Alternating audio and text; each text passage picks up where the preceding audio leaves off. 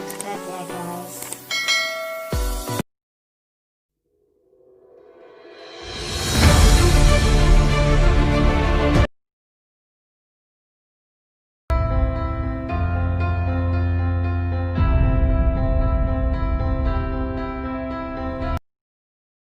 Assalamualaikum warahmatullahi wabarakatuh. Perkenalkan, nama saya Muhammad Adil Al-Farisi. Saya mahasiswa IAIN Pontianak, Fakultas Syariah, Prodi Hukum Warga Islam. Di sini saya akan membahas mengenai skripsi saya, penelitian saya, yaitu tentang perjanjian perkawinan dan akibat hukum ditinjau dari hukum Islam atau kompilasi hukum Islam dan undang-undang perkawinan. Pokok pembahasan mengenai perjanjian perkawinan ditinjau dari hukum Islam dan undang-undang perkawinan, akibat hukumnya itu seperti apa. Nah, dalam pendahuluan bab 1 yang saya tulis bahwa perkawinan ini sejatinya merupakan salah satu keadaan yang lumrah terjadinya seorang pria dan seorang wanita, dan akan menimbulkan suatu akibat lahir maupun batin antara mereka keduanya terhadap apa yang mereka jalani. Maka diwujudkan adalah Undang-Undang Perkawinan, Undang-Undang Nomor 1 Tahun 1974 tentang perkawinan, yang mana pada pasal 1 bahwa ikatan lahir batin antara seorang pria dan seorang wanita sebagai suami istri tujuannya untuk membentuk keluarga rumah tangga yang bahagia dan kekal berdasarkan keutamaan yang esa. Sedangkan perjanjian perkawinan ini diatur pada pasal 29 Undang-Undang Perkawinan, menyatakan pada waktunya atau sebelum perkawinan dilangsungkan kedua belah pihak adanya atas persetujuan bersama dapat mengajukan perjanjian secara tertulis disahkan dalam pegawai perjalanan perkawinan. Sedangkan dalam KUHP ini tepatnya pada pasal 176 KUHP, maka perjanjian perkawinan dibuat sebelum melangsungkan perkawinan. Apabila perjanjian perkawinan dibuat sepanjang perkawinan, maka perjanjian tersebut batal. Nah, perjanjian perkawinan ini dalam Al-Quran surah Al-Maidah ayat 1, dalam konteks ayatnya bahwa hai orang-orang beriman, penuhilah perjanjian yang kamu perbuat, yang berarti bahwa segala janji yang telah diperbuat, yang telah diikat antara manusia demi kepentingan pergaulan sama mestinya dipenuhi. Nah, jadi kalau ada suatu perjanjian yang terbuat antara manusia dan manusia, antara suami dan istri, maka perjanjian tersebut sah. Siapapun yang membuat perikatan berdasarkan perjanjian berarti mempunyai perjanjian berdasarkan syariat Islam. Itulah sangat penting. Dan juga dalam hukum Islam, perjanjian perkawinan itu baru sah apabila dibuat sebelum atau pada saat perkawinan. Ketentuannya pada pasal 47 ayat 1 KHI.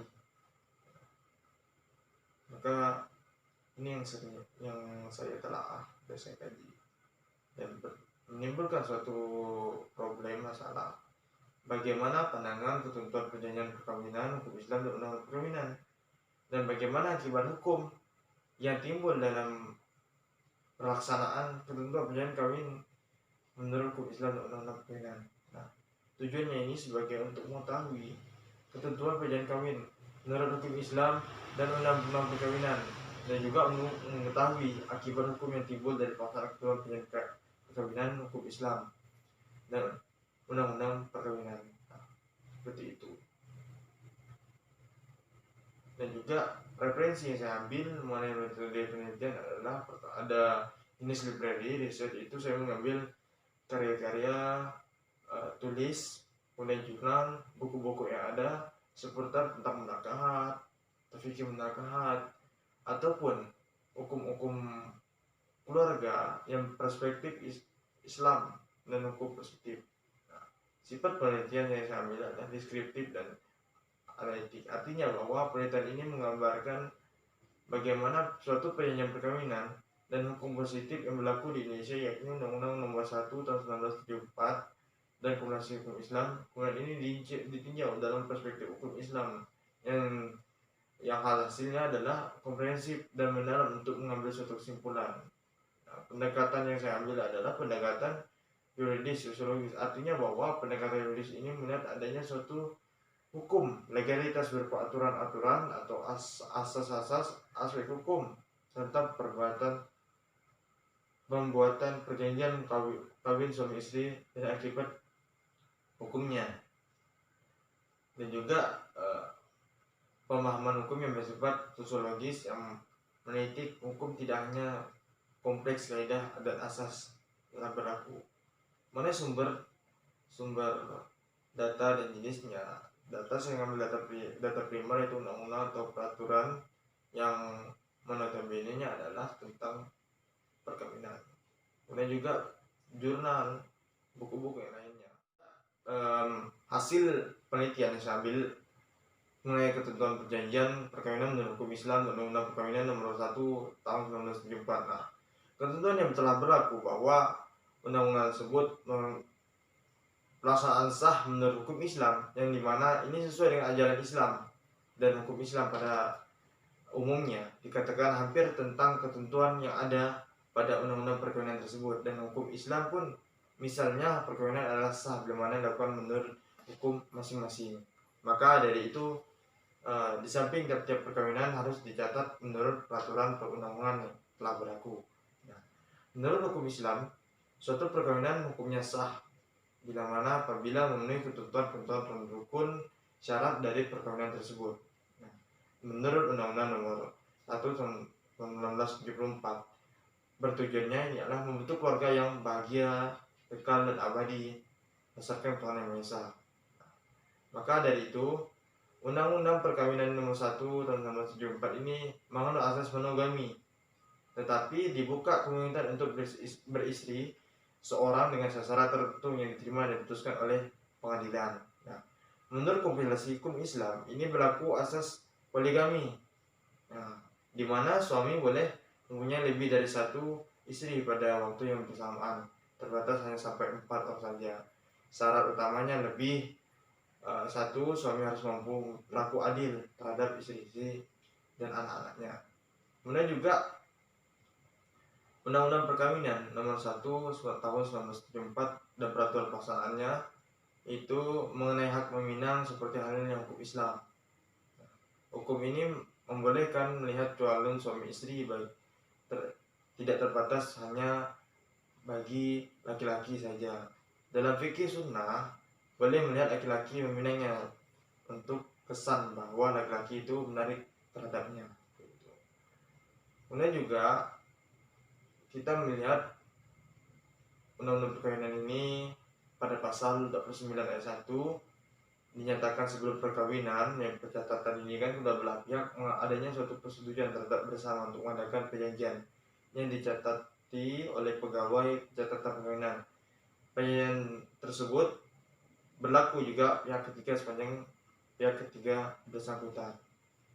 Dalam kata-kata sebelum perkawinan dilangsungkan terkandung kebolehan adanya langkah-langkah menuju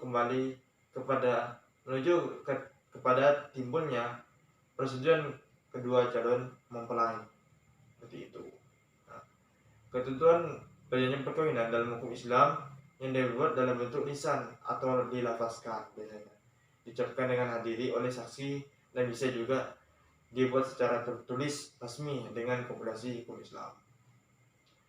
Bentuk perjanjian perkawinan menurut hukum Islam biasanya berbentuk tali talak dan perjanjian yang lain tidak bertentangan dengan hukum Islam. Misalnya pada waktu melangsungkan perkawinan, salah satu calon suami dan istri mempunyai harta bawaan diberikan untuk kepada orang tuanya dan dihibahkan kepadanya ingin bawanya ke dalam perkawinan, maka salah seorang mempunyai harta bawaan tersebut mempunyai janji secara lisan. Maka seperti inilah ketentuan Undang-Undang Perkawinan dan perspektif hukum Islam. Nah, kemudian juga Akibat apa sih yang biasa ditimbulkan dalam pelaksanaan perjanjian perkawinan menurut Islam? Dalam perkawinan. Nah, biasanya dalam kompilasi hukum Islam, perjanjian perkawinan ini baru sah apabila dibuat setelah akad, dilangsungkan. Sebab itulah talik talak yang termaksud dalam perjanjian perkawinan yang dilapaskan tadi, ataupun dilakukan sudah akad nikah. Oleh karena itu, talik talak ini hanya terdapat dalam perkawinan hukum Islam dan dilakukan secara upacara akad nikah. Talik yaitu perjanjian tiap-tiap pihak terkait terikat kepada perjanjian talik. Nah, biasanya talik talak ini pada saat perkawinan adanya juga sikot. Suatu waktu biasanya meninggalkan istri saya tersebut 2 tahun berturut-turut, atau saya tidak memberi nafkah kewajiban selama 3 bulan namanya, atau saya menyakiti badan atau jasmani istri saya, atau saya membiarkan tidak memperdulikan istri saya itu 6 bulan namanya. Kemudian juga talik talak ini di samping talik yang boleh dan sah, ada pula talik yang tidak boleh, yaitu bertentangan hukum Islam, yang mana bertentangan dengan akhlak, moral dan susila. Yaitu dalam talik disebutkan bahwa suami memberikan hak pada istri untuk berkunjung ke tempat yang tidak sopan. Itu. Nah, ini biasa ditimbulkan.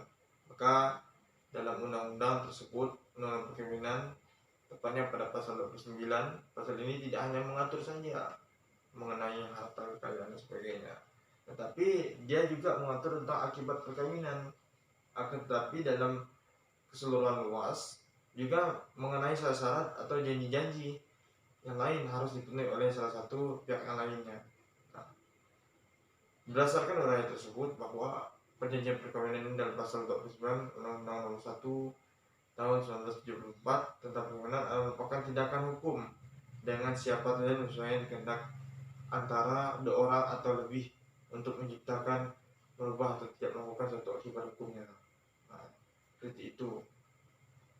Kemudian juga kita melihat situasi studi yang saya ambil ini biasanya tidak hanya kurang penerangan dan informasi mengenai perjanjian perkawinan, tapi ada beberapa saja perjanjian perkawinan itu kemungkinan biasanya ada terhadap calon suami dan istri untuk nantinya. Bagaimana cara untuk membuat perjanjian perkawinan yang selalu dapat menimbulkan kesulitan bagi jalan pikiran dan akhirnya ditempuh jalan yang mudah bagi calon suami istri. Itu.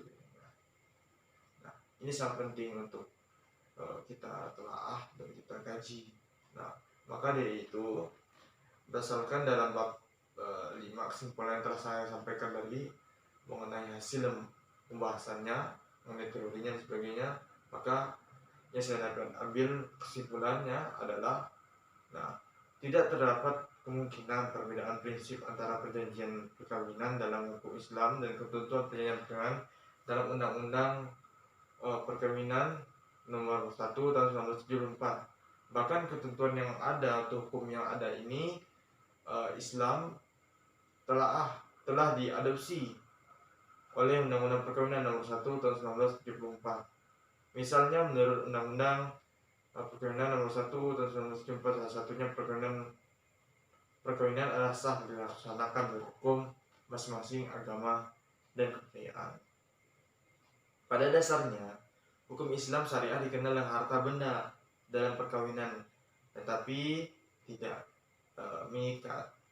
Perkawinan tidak mengikat, akan tetapi tentang undang-undang tersebut membuka pintu untuk hukuman Islam membuat perjanjian perkawinan dalam mempersatukan harta suami istri dalam bentuk perjanjian, yaitu dalam Undang-Undang Nomor 1 tahun 1974 bertentangan dengan hukum Islam.